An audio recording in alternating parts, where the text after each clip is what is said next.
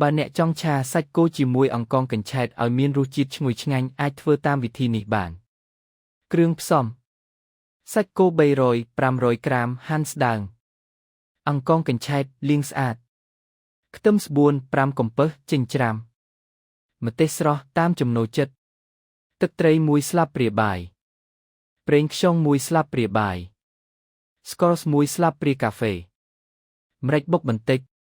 ប្រេងឆា2ស្លាបព្រាបាយវិធីធ្វើ1ប្រឡាក់សាច់គោលាយសាច់គោជាមួយទឹកត្រីប្រេងខ្យងស្ករនិងម្រេចទុក15-20នាទី2បំពងខ្ទឹមដាក់ប្រេងឆាចូលខ្ទះរួចដាក់ខ្ទឹមចិញ្ច្រាំបំពងឲ្យឈ្ងុយ3ឆាសាច់គោដាក់សាច់គោចូលឆាភ្លើងខ្លាំងកូរឲ្យសាច់ស្ទើរឆ្អិន4ដាក់អង្ករកញ្ឆែតបន្ថែមអង្ករកញ្ឆែតនិងម្ទេសស្រស់រួចឆាបន្ត2-3នាទី5ភ្លក្សរសជាតិបន្ថែមទឹកត្រីឬប្រេងខ្យងបន្តិចបើចង់ឲ្យកាន់តែឆ្ងាញ់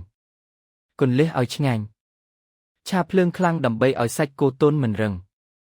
កុំឆាអង្ករយូរព្រោះវានឹងជ្រាបទឹកនិងបាត់រសជាតិឆ្ងាញ់បន្ថែមម្រេចស្រស់បន្តិចនឹងកាន់តែឈ្ងុយញ៉ាំជាមួយបាយក្តៅឆ្ងាញ់ខ្លាំងណាស់បើអ្នកចង់ឆាសាច់គោជាមួយអង្ករកញ្ឆែតឲ្យមានរសជាតិឈ្ងុយឆ្ងាញ់អាចធ្វើតាមវិធីនេះបានគ្រឿងផ្សំសាច់គោ300-500 ក្រាមហាន់ស្តើងអង្ករកញ្ឆែតលាងស្អាតខ្ទឹមស្បួន5កំពឹសចិញ្ច្រាំម្ទេសស្រស់តាមចំណូលចិត្តទឹកត្រី1ស្លាបព្រាបាយប្រេងខ្យង1ស្លាបព្រាបាយស្ករស1ស្លាបព្រាកាហ្វេម្រេចបុកបន្តិចប្រេងឆា2ស្លាបព្រាបាយវិធីធ្វើ1ប្រឡាក់សាច់គោលាយសាច់គោជាមួយទឹកត្រីប្រេងខ្យងស្ករនិងម្រេចទុក15-20នាទី2បំពងខ្ទឹមដាក់ប្រេងឆាចូលខ្ទះរួចដាក់ខ្ទឹមចិញ្ច្រាំបំពងឲ្យឈ្ងុយ3ឆាសាច់គោ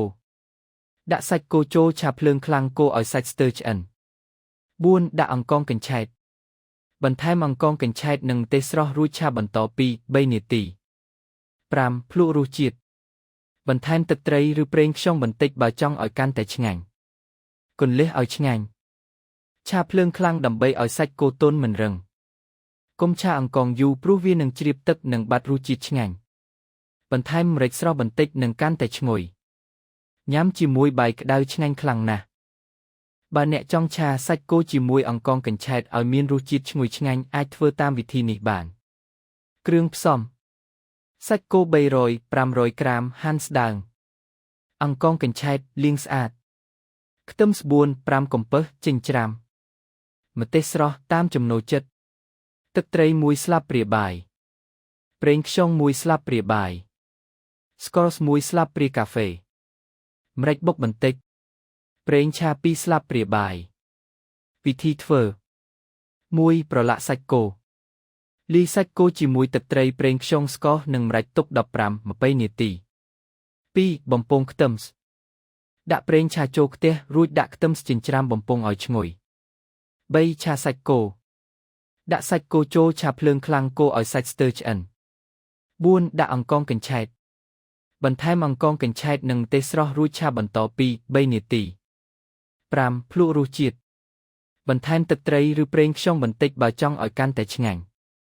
គន្លឹះឲ្យឆ្ងាញ់ឆាភ្លើងខ្លាំងដើម្បីឲ្យសាច់គោទន់មិនរឹងកុំឆាអង្ករយូរព្រោះវានឹងជ្រាបទឹកនិងបាត់រសជាតិឆ្ងាញ់បន្ថែមម្រេចស្រស់បន្តិចនឹងកាន់តែឈ្ងុយញ៉ាំជាមួយបាយក្តៅឆ្ងាញ់ខ្លាំងណាស់បើអ្នកចង់ឆាសាច់គោជាមួយអង្ករកញ្ឆែតឲ្យមានរសជាតិឈ្ងុយឆ្ងាញ់អាចធ្វើតាមវិធីនេះបានគ្រឿងផ្សំសាច់គោ300-500 ក្រាមហាន់ស្តើងអង្ករកញ្ឆែតលាងស្អាតខ្ទឹមស្បួន5កំពឹសចិញ្ច្រាំម្ទេសស្រស់តាមចំណូលចិត្តទឹកត្រី1ស្លាបព្រាបាយប្រេងខ្យង1ស្លាបព្រាបាយស្ករស1ស្លាបព្រាកាហ្វេម្រេចបុកបន្តិចប្រេងឆា2ស្លាបព្រាបាយវិធីធ្វើ1ប្រឡាក់សាច់គោលាយសាច់គោជាមួយទឹកត្រីប្រេងខ្យងស្ករនិងម្រេចទុក15-20នាទី2បំពងខ្ទឹម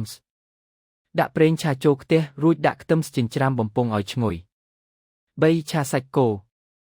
ដាក់សាច់គោចូលឆាភ្លើងខ្លាំងកូរឲ្យសាច់ស្ទើរឆ្អិន4ដាក់អង្ករកញ្ឆែត បន្ថែមអង្ករកញ្ឆែតនិងម្ទេសស្រស់រួចឆាបន្តពី3នាទី 5. ភ្លក្សរសជាតិបន្ថែមទឹកត្រីឬប្រេងខ្យងបន្តិចបើចង់ឲ្យកាន់តែឆ្ងាញ់គន្លឹះឲ្យឆ្ងាញ់ឆាភ្លើងខ្លាំងដើម្បីឲ្យសាច់គោទន់មិនរឹងកុំឆាអង្ករយូរព្រោះវានឹងជ្រាបទឹកនិងបាត់រសជាតិឆ្ងាញ់បន្ថែមម្រេចស្រស់បន្តិចនឹងកាន់តែឈ្ងុយញ៉ាំជាមួយបាយក្តៅឆ្ងាញ់ខ្លាំងណាស់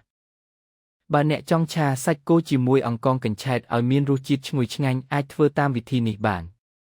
គ្រឿងផ្សំសាច់គោ300 500ក្រាមហាន់ស្ដើងអង្ករកញ្ឆែតលាងស្អាតខ្ទឹមស្បួន5កំពឹសចិញ្ច្រាំ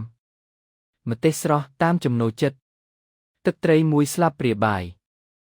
ប្រេងខ្យង1ស្លាបព្រាបាយស្ករ1ស្លាបព្រាកាហ្វេម្រេចបុកបន្តិចប្រេងឆា2ស្លាបព្រាបាយវិធីធ្វើ 1. ប្រឡាក់សាច់គោលាយសាច់គោជាមួយទឹកត្រីប្រេងខ្យង